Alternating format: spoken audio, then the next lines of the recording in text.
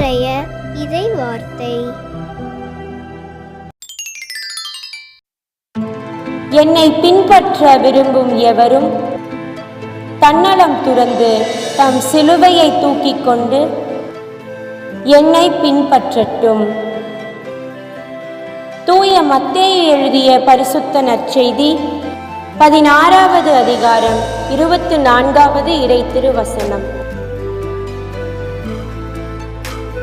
என்னை பின்பற்ற விரும்பும் எவரும் தன்னலம் துறந்து தம் சிலுவையை தூக்கிக் கொண்டு என்னை பின்பற்றட்டும்.